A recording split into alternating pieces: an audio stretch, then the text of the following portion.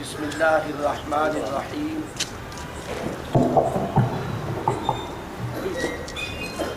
الحمد للہ حمدا کثیرا طیبا مبارکا فیہ ومبارکا علیہ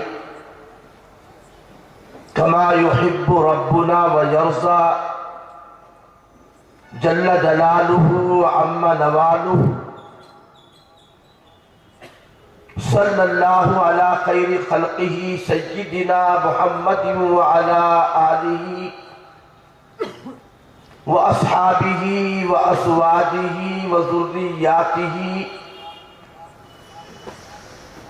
وبارک وسلم تسلیما کثیرا کثیرا اما بعد فاعوذ باللہ من الشیطان الرجیم بسم اللہ الرحمن الرحیم یریدون لیطفئوا نور اللہ بافواہہم واللہ متم نورہ ولو کرہ الکافرون هو الذی ارسل رسولہ بالہدی ودین الحق لِيُظْهِرَهُ عَلَى الدِّينِ كُلِّهِ وَكَفَى بِاللَّهِ شَهِيدًا صدق اللہ العلی العظیم۔ ستیزہ کار رہا ہے ازل سے تا امروز، ستیزہ کار رہا ہے ازل سے تا امروز، چراغ مصطفی سے شرار بولہبی، نور خدا ہے کفر کی حرکت پہ خندہ زن، پھونکوں سے یہ چراغ بجھایا نہ جائے گا۔ جناب صدر محترم،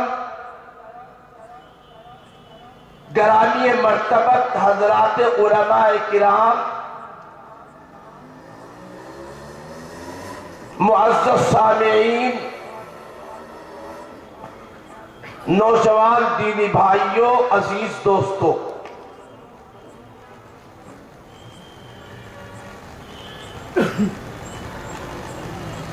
آج کے اس بامقصد عظیم الشان اجلاس میں مجھ سے پہلے دو اکابر علماء کرام کی بڑی معلوماتی اور تحقیقاتی مفصل تقریریں آپ حضرات کے سامنے آ چکی ہیں۔ مجھے آپ حضرات کے سامنے کوئی لمبی یا تفصیلی تقریر نہیں کرنا ہے، بلکہ مختصر انداز میں آج کے جلسے کے موضوع سے متعلق قرآن و حدیث کی روشنی میں چند باتیں مجھے آپ کے سامنے عرض کرنا ہے۔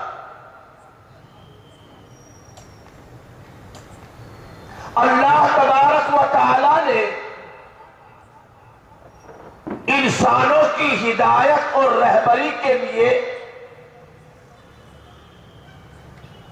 اس دنیا کے اول دن سے دو مبارک سلسلے جاری فرمائے۔ اللہ پاک نے انسانوں کی ہدایت کے لیے ایک طرف اپنے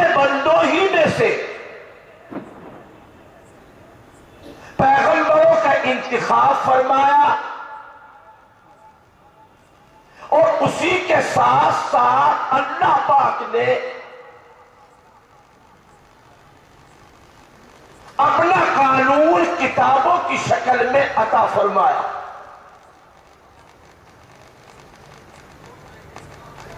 رسول اللہ اور کتاب اللہ،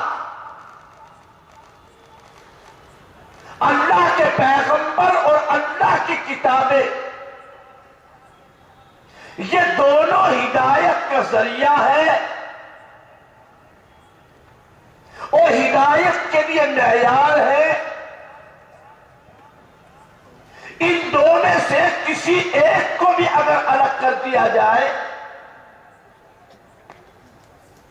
تو وہ ضلالت ہے، گمراہی ہے، ہدایت اور رہنمائی نہیں. حضرت موسیٰ علیہ السلام آئے، اللہ پاک نے آپ کو توریت عطا فرمائی. حضرت عیسیٰ علیہ السلام آئے، اللہ نے آپ کو انجیل عطا فرمائی. حضرت داؤد علیہ السلام آئے، اللہ پاک نے آپ کو زبور عطا فرمائی. سارے نبیوں کے سردار، خاتم النبیین، رحمت للعالمین، فخر کائنات، ہمارے آقا سرکار دو عالم صلی اللہ علیہ وسلم تشریف لائے. اللہ پاک نے آپ پر آہستہ آہستہ، تھوڑا تھوڑا، تدریجاً تدریجاً، آیتاً آیتاً قرآن مجید مکمل 23 برس میں آپ پر نازل فرمایا. دیگر نبیوں کو اللہ پاک نے صحیفے عطا فرمائے. یہ دونوں ہدایت کے سلسلے ہیں جو دنیا کے اول دن سے جاری اور ساری ہے. اگر کوئی انسان ایسا ہو وہ یوں کہنے لگے کہ سارا قرآن اللہ کا کلام ہمارے نبی صلی اللہ علیہ وسلم کی ذات میں سمٹ آیا، آپ کی سیرت، آپ کی زندگی، آپ کی حیات طیبہ قرآن مجید کی جیتی جاگتی عملی تفسیر ہے، بس ہمیں قرآن کی ضرورت نہیں، ہمارے لیے نبی کی ذات، نبی کی بات اور نبی کی سیرت کافی ہے، اس لیے کہ قرآن تو آپ ہی کی زندگی میں سمٹ آیا. تو یاد رکھنا، وہ ہدایت پر نہیں، وہ ایمان والا نہیں. ایسے اگر کوئی یوں کہنے لگے کہ قرآن مجید اللہ پاک کی آخری کتاب ہے، سارا دین قرآن مجید میں موجود اور محفوظ ہے، اللہ پاک نے ہمیں عقل دی ہے، سمجھ دی ہے، تدبر قرآن کی دعوت دی ہے، عربی زبان سے ہم واقف ہیں، عربی قواعد گرامر جانتے ہیں، آیتوں کا ترجمہ کر سکتے ہیں، اپنی عقل سے انہیں سمجھ سکتے ہیں. جب یہ اللہ کی کتاب قرآن مجید ہدایت کا ذریعہ ہے اور سارا دین اس میں موجود ہے، اب ہمیں نبی کی ذات کی کیا ضرورت؟ ہم تو اللہ کے کلام کو سامنے رکھیں گے، اپنی عقل سے سمجھیں گے، ترجمہ کریں گے، جو چاہیں گے وہ مالا پہنائیں گے. تو یاد رکھنا، یہ آدمی بھی ہدایت یافتہ نہیں، یہ بھی ضلالت اور گمراہی کی دلدل میں ہے. جو اللہ کی کتاب کو بھی مانے، رسول اللہ صلی اللہ علیہ وسلم کی ذات کو بھی مانے اور خالی ذات کو نہیں، بات کو بھی مانے، ابھی آپ سن رہے تھے حضرت مولانا محمد ارشد صاحب دامت برکاتہم آپ کو بڑے بڑے فتنوں سے آگاہ کر رہے تھے. یہ ڈیوٹی ہے، ذمہ داری ہے علماء امت کی، آنے والے خطرات سے، آنے والے فتنوں سے، اس لیے کہ یہ نبیوں کے وارث ہے. خود رسول اللہ صلی اللہ علیہ وسلم نے آنے والے فتنوں کے بارے میں خبردار کیا، آپ نے آگاہ کیا. جب خود نبی کے پاس صلی اللہ علیہ وسلم نے اپنی امت کو آنے والے فتنوں سے آگاہ کیا تو یہ وارثان انبیاء، یہ جانشین انبیاء حضرات علماء کرام اپنے اس فرض کو، اپنی ڈیوٹی کو کیوں نہیں انجام دیں گے؟ رہ گیا بھئی ہدایت کا خانہ. یہ اختیار میں اللہ کے ہے. اللہ جسے چاہے ہدایت دے، اللہ جسے چاہے گمراہ کر دے، اور اللہ جسے ہدایت دے دے کوئی گمراہ نہیں کر سکتا، اور اللہ پاک جس کو گمراہ کر دے کوئی اس کو ہدایت پر نہیں لا سکتا. آپ کی ہماری کیا اوقات؟ نبی الانبیاء، سید المرسلین، خاتم النبیین حضور پاک صلی اللہ علیہ وسلم اپنے چچا ابو طالب کو بھی کتنا سمجھایا. علماء کرام ہدایت کے کئی درجے بتلاتے ہیں کہ ایک تو ہدایت ہے راستہ دکھا دینا، راستہ بتا دینا، ایک ہے منزل تک پہنچا دینا. نبیوں کا کام، اللہ کے پیغمبروں کا کام وہ اراءت طریق یعنی راستہ دکھا دینا، راستہ بتا دینا. لیکن نبی صلی اللہ علیہ وسلم نے اپنے چچا کو صرف راستہ ہی نہیں دکھایا بلکہ یہ علماء سمجھتے ہیں ایک ہے ایثار علی المطلوب، ایک ہے ایثار الی المطلوب. نبی صلی اللہ علیہ وسلم نے بالکل منزل کے کنارے تک پہنچایا اپنے چچا ابو طالب کو، مگر اللہ کی طرف سے فیصلہ جو ہونا تھا ہوا. انک لا تہدی من احببت ولکن اللہ یہدی من یشاء. یہ بات میں اصل میں تسلی دینے کے لیے آپ سے کر رہا ہوں. ہمارے مولانا ارشد صاحب بڑے فکر مند ابھی بیٹھ کر کے کہتے کہ مولانا کیا ہونا چاہیے، فتنہ بڑھتا جا رہا ہے، ہمارے بچے غیروں کے دام میں جال میں پھنس رہے ہیں. یقیناً ایک محسن اپنے بھائی کا ہمدرد، ایک سچا عاشق رسول، ایک پکا مومن وہ نہیں فکر کرے گا تو کون فکر کرے گا؟ ان کی تسلی کے لیے یہ بات میں عرض کر رہا ہوں کہ مولانا آپ کا جو کام ہے کرتے رہیے، آپ کی ڈیوٹی ہے، آپ کا دینی فریضہ ہے، تمام علماء دین کی ذمہ داری ہے. اگر علماء اس ڈیوٹی کو انجام نہیں دیں گے تو پھر ان پر اللہ کی لعنت و دھکار.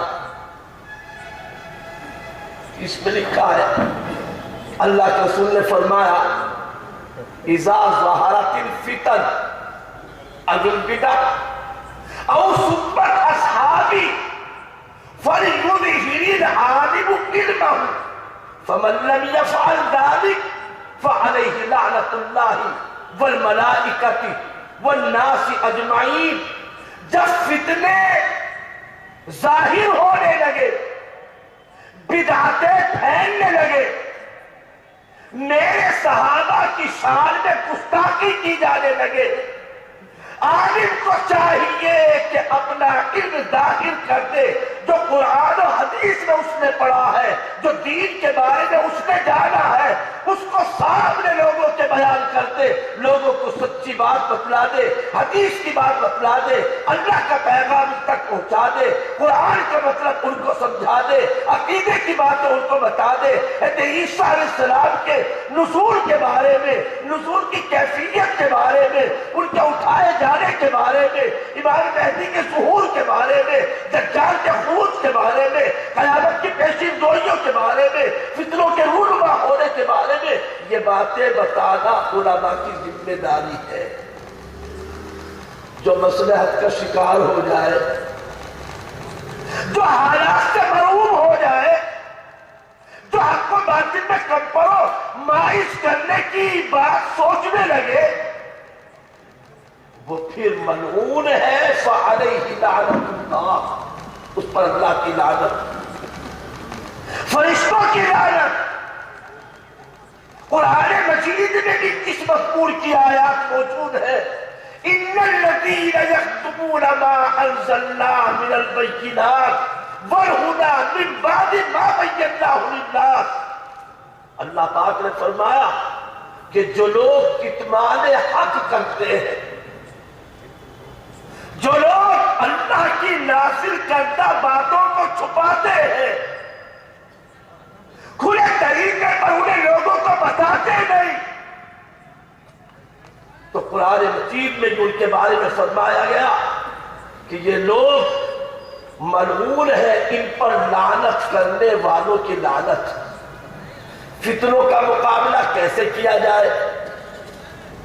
ایک بات تو سب سے پہلے ہمارے مقرر اور خطیب ذیشان مصلح کامل عارف باللہ حضرت مولانا عبد القوی صاحب دامت برکاتہ کہ ہماری ایک کمی کمزوری یہ ہے کہ ہم دین کی بنیادی باتوں سے، نبی کے پاک علیہ السلام کے مقاصد بعثت سے، نبی صلی اللہ علیہ وسلم کی مقدس تعلیمات سے ہم ناواقف ہیں۔ جو جاننا چاہیے ہم نے وہ جانا نہیں۔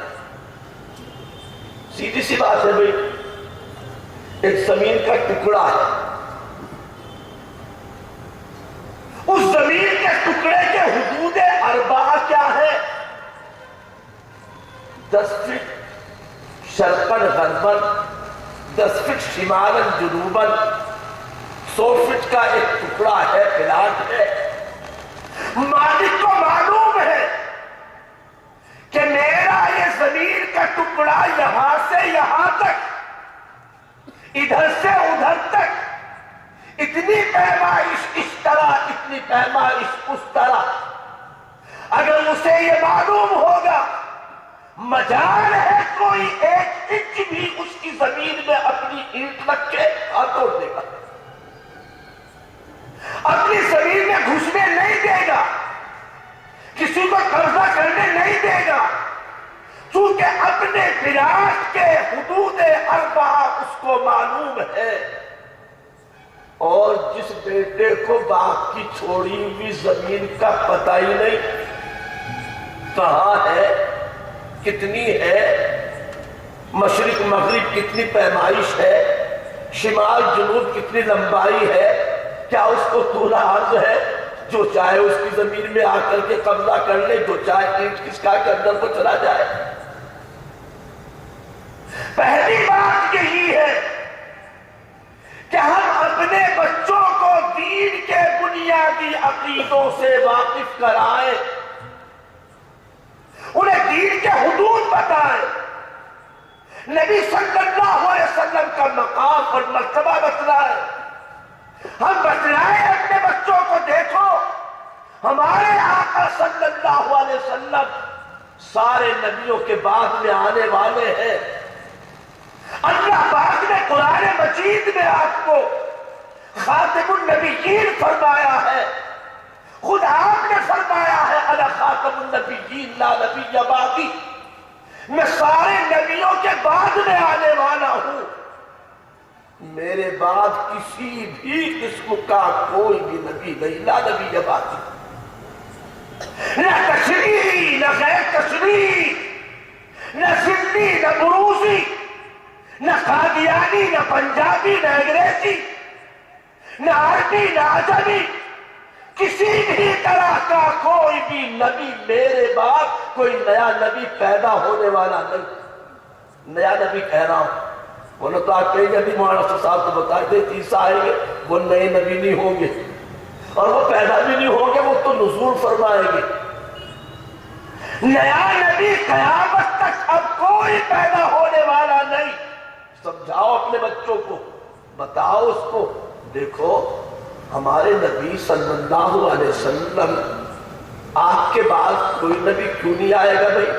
سمجھاؤ سائیکولوجیکل نفسیاتی اعتبار سے، اپنی اعتبار سے، مثالوں کے ذریعے سمجھانا چاہو تو سمجھا دو گے۔ دیکھو ایک بچہ جب پیدا ہوتا ہے اس کو 40 سینٹی میٹر کا کرتا نہیں پہنایا جاتا، ابھی ابھی پیدا ہونے والے بچے کو 42.5 کا کوئی کرتا کوئی کپڑا اس کے جسم پر ڈالا جاتا، ڈھانپا جاتا ہے۔ بچہ دھیرے دھیرے بڑھتا ہے، قد اس کا اونچا ہوتا ہے۔ 5 سال کا ہے تو لباس الگ، 10 سال کا ہے تو پیمائش الگ، 12 سال کا ہے تو اور اس کے اندر اضافہ، 18-20 سال کے جب مکمل جوان ہو گیا، کریئر جوان ہو گیا، آج جوانی کی حالت میں جو لباس اس کے جسم پر فٹ ہے، اب یہی لباس اس کی زندگی کی آخری سانس تک اس کے لیے کافی ہے، فٹ ہے، صحیح ہے، گھٹانے کی، بڑھانے کی، کم کرنے کی ضرورت نہیں۔ ہاں کوئی ماڈرن بننے لگے اور بالکل ننگا ہو جائے اور پیٹ بھی گھٹنے سے کاٹ ڈالے یا کرتا بھی کچھنیا سے بنا کر کے اوپر ہی تک سجدے میں جائے تو سطر بھی کھل جائے، نماز بھی چلی جائے، اس کی تو میں بات نہیں کر رہا ہوں۔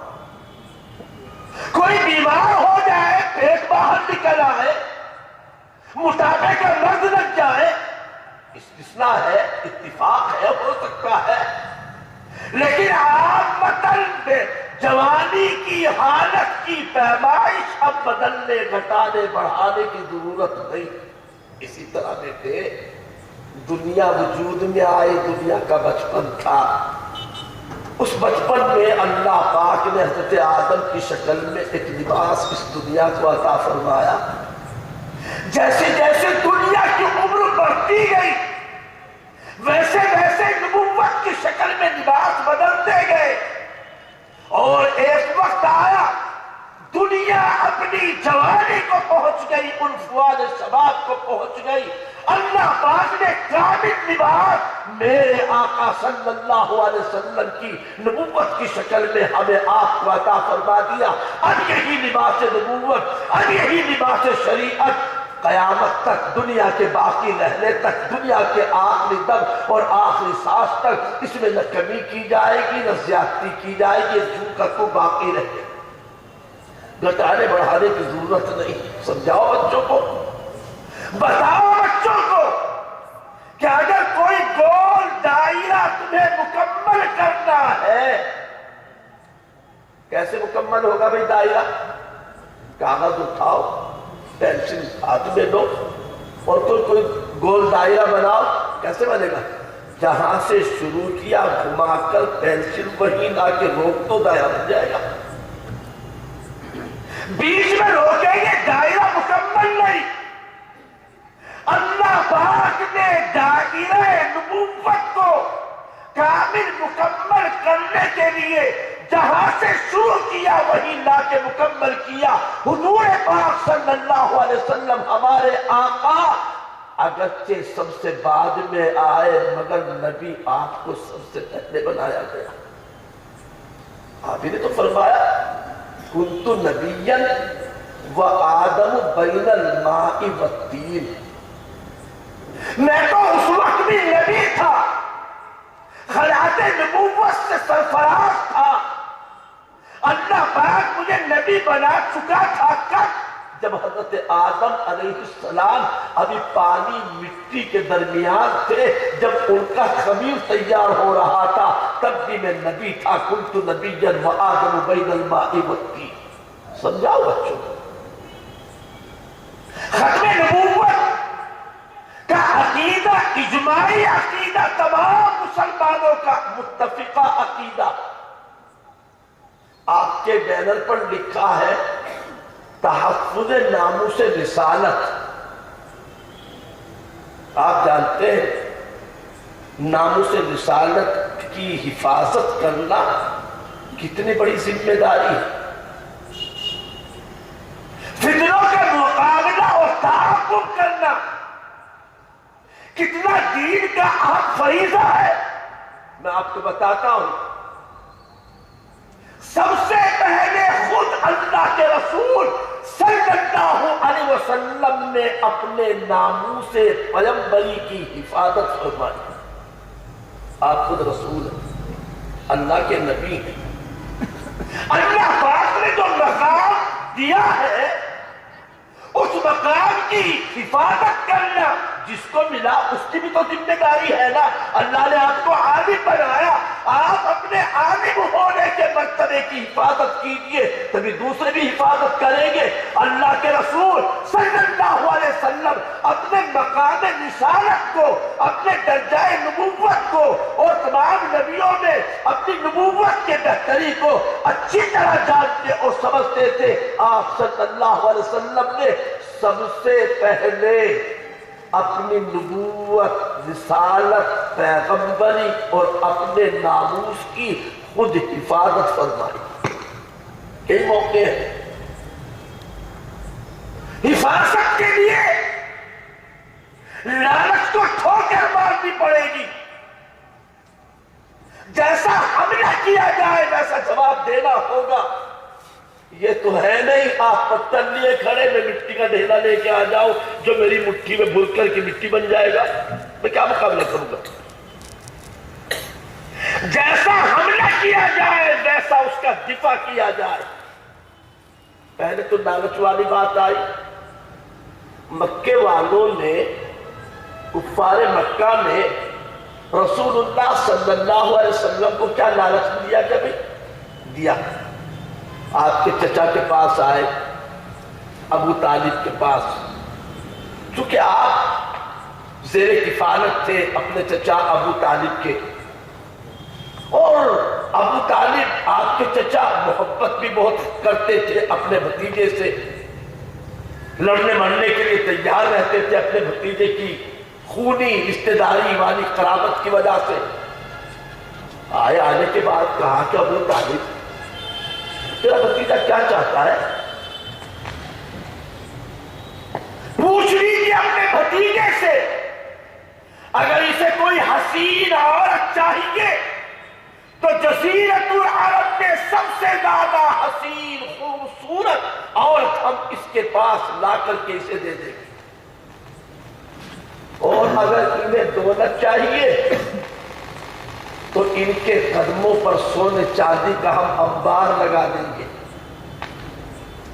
اور اگر انہیں شہرت چاہیے، قیادت چاہیے، سرداری چاہیے تو ہم انہیں اپنا چودھری، اپنا سردار، اپنا قائد ماننے کے لیے ہم تیار ہیں۔ لیکن بس ایک بات ہے، چاہیں گے جو وہ دے دیں گے ان کو، لیکن یہ پیغمبری والا جو جھنجٹ ہے یہ نہ، یہ جو کبھی کوہ صفا پہ کھڑے ہو کر، کبھی گھر پر بلا کر، کبھی دسترخوان پہ دعوت دے کر، کبھی بازار حکام میں جا کر، کبھی مکے کی گلیوں میں جا کر، کبھی لوگوں کے گھروں میں پہنچ کر، کبھی کعبے کے شہر میں جا کر جو یہ ہمارے معبودوں کو برا کہتے ہیں اور نئی نئی باتیں لاتے ہیں، بس ان سے رک جائے، جو چاہیں گے وہ دے دیں گے ان کو۔ آپ کے چچا نے کہا بھتیجے، بڑے بڑے امیر سردار قسم کے لوگ آئے تھے میرے پاس آج، ذمہ دار مکے کے، کیا چاہتا ہے بھتیجے سے؟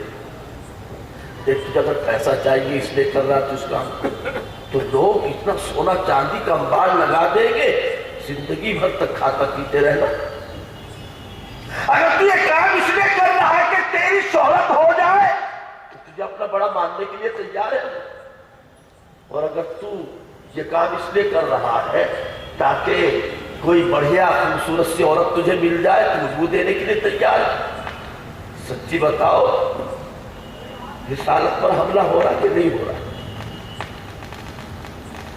مقصد نبوت کو چھیننے کی کوشش کی جا رہی ہے، منشا رسالت کو مٹی میں ملانے کی اسکیم بنائی جا رہی ہے، لیکن اللہ کے رسول صلی اللہ علیہ وسلم نے اپنے چچا کے سامنے فرمایا، اے میرے چچا یہ تو سونے چاندی کی اور قیادت کی عورت کی بات کر رہے، اگر میرے داہنے ہاتھ پر آسمان سے سورج لا کے رکھتے، بائیں ہاتھ پر چاند کو توڑ کر کے لا کر کے رکھتے، تو بھی میں اپنے اس منصب سے، اپنے اس کام کو، اپنی ڈیوٹی سے رکنے والا نہیں جس کے لیے میرے اللہ نے دنیا میں رکھا ہے۔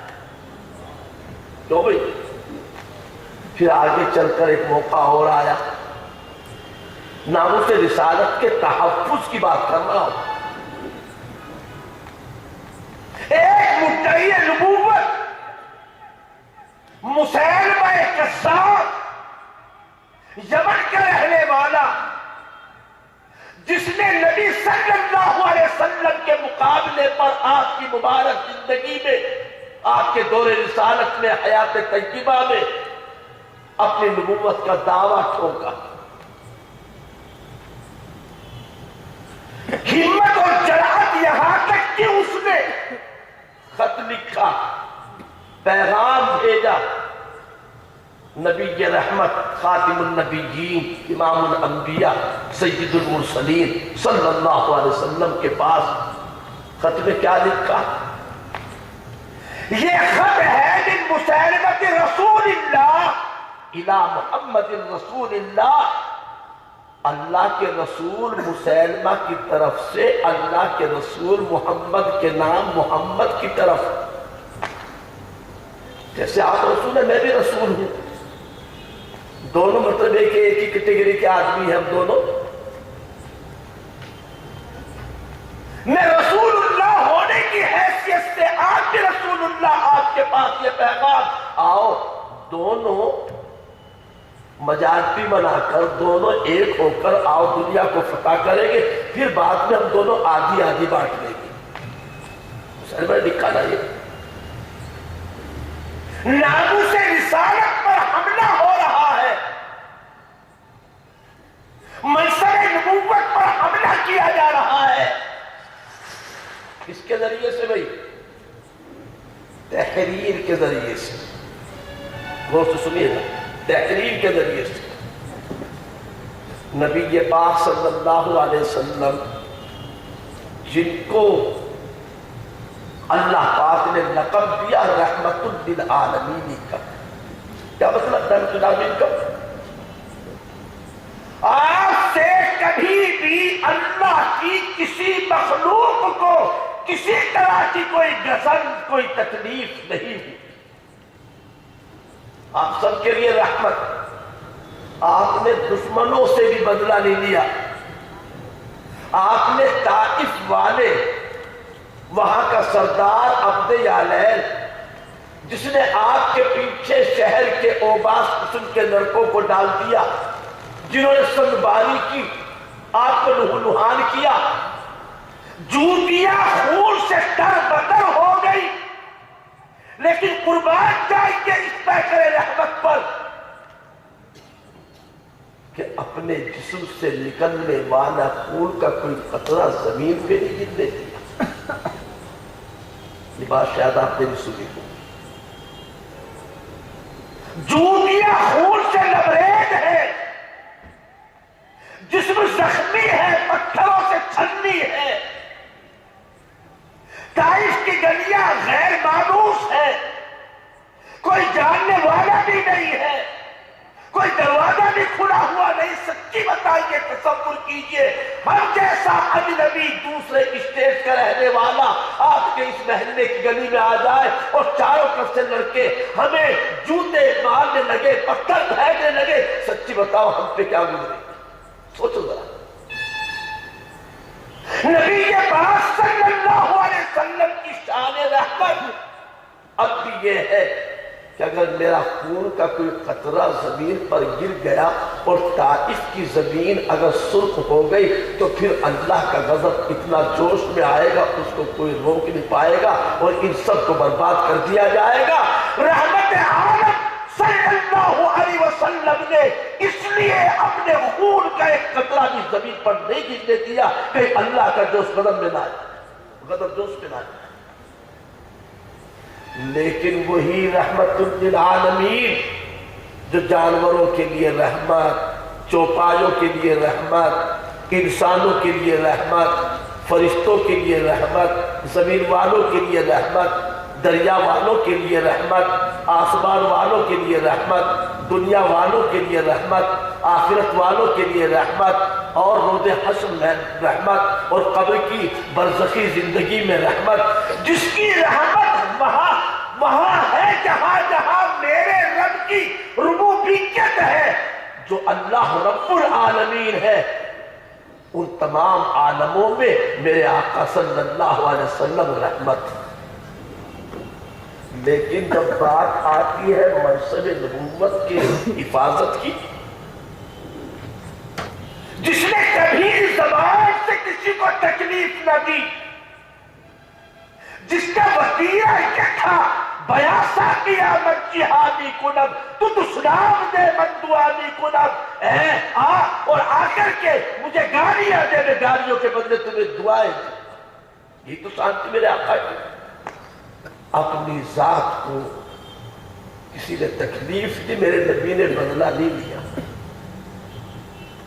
میرے نبی کی ذات پر ایک بڑھیا پورا کنکر ڈالتی تھی، کبھی بھی میرے نبی نے شکایت نہیں کی۔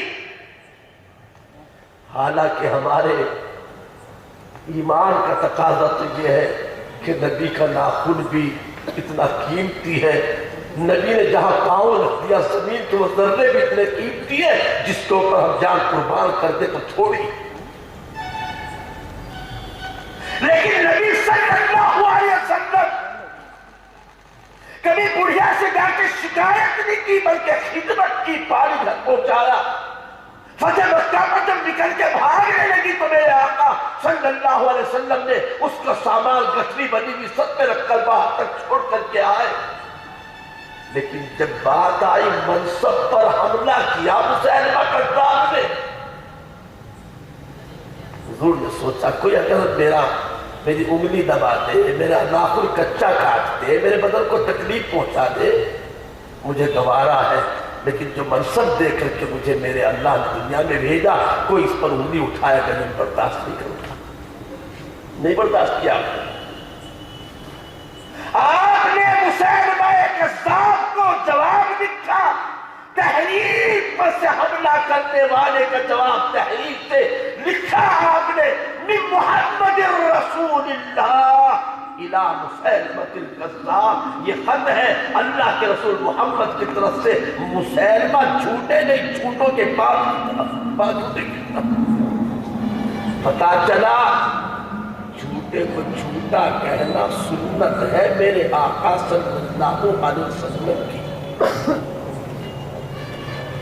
جھوٹے کو جھوٹا بتانا یہ سنت ہے میرے آقا صلی اللہ علیہ وسلم کی۔ جھوٹے سے محبت کرنا بغاوت ہے نبوت سے، نبوت پر حملہ کرنے والے سے دوستی کرنا، ہمدردی کرنا، سلام کرنا، بیمار پڑ جائے عیادت کرنا منع کیا گیا ہے۔ فتوے کی کتابوں میں صاف لکھا ہے وَإِن مَرِضُوا فَلَا تَعُودُوهُمْ، بیمار بھی پڑ جائے یہ باقی ہے، ان کی عیادت بھی مت کرنا۔ اور کبھی موقع آتا ہے زبان سے بھی کام چلتا، اللہ ہمیں بھی وہ طاقت دے دے۔ اب تو ہم لوگ بس زبانی اپنا کام کر رہے ہیں، وہاں افسر بھی کچھ نہیں کر سکتے، مفتی عبد المغنی صاحب بھی کچھ نہیں کر سکتے، آپ سب مل کے بھی کچھ نہیں کر سکتے، دارالعلوم دیوبند بھی کچھ نہیں کر سکتا۔ ہم لوگ تحفظ ناموس رسالت، محض تقریر، محض تحریر، محض زبان۔ ہاں کبھی کبھی کوئی ایسا سچا عاشق بھی آ جاتا ہے جب پوچھ لیتا ہے مجھے ایک دفعہ دکھا تو دو ہے کون وہ رنگیلا رسول دکھنے والا؟ اکا چلاتا ہے، مزدور پیشہ ہے، کسی نے کتاب لکھی رنگیلا رسول نام کی، بڑا ہنگامہ مچا، پوچھ لیا اس اکا چلانے والے مزدوری کرنے والے نے، ذرا دکھاؤ کون ہے وہ؟ دکھا دیا کہ یہ ہے فلاں جس نے ہمارے آقا کی شان میں گستاخی کی ہے۔ بس پھر کیا تھا؟ جذبات قابو سے باہر، ایمان نے کلمت لی، حب رسول بیدار ہوا، اس کے رسالت نے مجبور کیا، غیرت ایمانی نے طاقت پیدا کی، خنجر لے کے نکلا، سیدھا گیا، ہاتھ سے پار کر دیا، پکڑ لیا گیا رگے ہاتھوں۔ وکیلوں نے کہا عدالت میں پیشی ہے، بس تم ایک کام کر دینا، تم یہ نہ کہنا کہ میں نے یہ کیا، باقی تو ہم اپنا اوپر نیچے کر لیں گے معاملہ۔ تم اقراری مجرم نہ بننا۔ پیشی ہوئی جج کے سامنے اور کھڑے ہو کر کے کہا لے دے کے زندگی میں ایک ہی تو نیک کام کیا تھا، اسی کو مجھے جھوٹ بلوا کر کے برباد کر رہے ہو۔ میں نے زندگی میں ایک ہی نیک کام کیا، اقرار کیا، جج کے سامنے کھڑے ہو کر کہ یہ نیک کام میں نے کیا، اللہ کا شکر ہے مجھے کرنے کا موقع۔ ایسے بھی ہو سکتے ہیں۔ معاذ محبس چھوٹے چھوٹے بچے ہی تو ہے، افرا صحابیہ کے بیٹے ہی تو ہے۔ حضرت الرحمن ابن عوف رضی اللہ تعالیٰ دائیں دیکھے بائیں دیکھے کچھ بھی نہیں، میدان جنگ ہے، لیکن ابھی سوچ ہی رہے تھے کہ میرے دائیں بائیں کوئی نہیں، نہ مہمنہ نہ محسرہ، بالکل کمزور میرا۔ دائیں طرف سے آگے بچے نے قدمہ ہلایا، چچا کیا بات ہے؟ کہا کہ ذرا ابو جہل کا پتہ بتاؤ، یہ ابو جہل ہے کون سا؟ ابھی ادھر سے فارغ بھی نہیں ہوئے، بائیں طرف سے کندھا ہلایا، چچا بتائیے ابو جہل ہم بھی جانتے پہچانتے کون سا ہے؟ کیا کرو گے بھائی؟ کہا کہ چچا ہم نے سنا ہے وہ ہمارے آقا کی شان میں گستاخی کرتا ہے، ہم یہ دعویٰ تو نہیں کرتے کہ ابو جہل کو مار ہی ڈالیں گے، لیکن یہ عد بتانا چاہتے ہیں آج چاہے تو ہم نہیں، چاہے تو ابو جہل نہیں، معاملہ ادھر یا ادھر۔ بتایا حضرت عبدالرحمن ابن عوف، دیکھو سامنے گھوڑے پر کلگی لگائے ہوئے، اس طرح کی اس کی پہچان نشانی۔ فرماتے حضرت عبدالرحمن ابن عوف کہ میرا تو جملہ مکمل بھی نہیں ہوا، دونوں یہ بچے سگے بھائی حضرت افرا صحابیہ کے بیٹے اس طریقے سے ٹوٹ پڑے جیسا کہ کوئی شکرا اپنے شکار پر ٹوٹ کے گرتا ہے، اور اچانک جا کے ایک دم سے حملہ کر دیا، زمین پر اس کو گرا دیا۔ تحفظ ناموس رسالت کے علم بردار ایسے بھی تو ہوتے ہیں، برداشت نہیں ہمارے آقا کی شان میں کوئی گستاخی کرے، ہماری جان جان نہیں، سارے ایمان والے بھی اگر ناموس رسالت پر کٹ جائے مر جائے تو بھی رسالت کا حق ادا نہیں ہوگا۔ قرآن کہہ رہا ہے النبی اولیٰ بالمؤمنین من انفسہم، تمام ایمان والوں کی جانوں سے زیادہ اولا نبی صلی اللہ علیہ وسلم کی مبارک ذات ہے۔ ساری دنیا کے ایمان والے کٹ جائے مر جائے سچا عشق سچی محبت لے کر تو حق ادا نہیں ہوگا نبی صلی اللہ علیہ وسلم کے ناموس کی حفاظت کا، کوئی قیمت نہیں۔ اور یہ لفظ نہیں ہے جو شاخ تھے سچے شہدائی تھے، ہم تو کاغذی ہے بینری ہے، پتہ نہیں کاہے کے ہمارے عنوان ہے، کس کس طرح کی ہماری پہچان ہے، وہ سب کچھ بھی ہمیں بتانا ہے۔ جو سچے تھے واقعی انہوں نے تو اللہ کا شکر ادا کیا، اپنی اولاد کو نچھاور کر کے، شوہر کو قربان کر کے، اپنے باپ کو جان شہادت نوش کرتا دیکھ کر۔ کون ہے حضرت خولا بھائی؟ حضرت خولا بنت ثعلبہ قبیلے خزرج کی رہنے والی، دو جوان بیٹے شہید، شوہر بھی شہید اور بعض روایتوں میں باپ بھی شہید۔ پوچھ رہی بتاؤ آقا کا حال کیا ہے؟ پتہ نہیں تمہیں تمہارے بیٹے دونوں شہید ہو گئے؟ اللہ کے بندوں میں بیٹوں کے بارے میں کب پوچھ رہی؟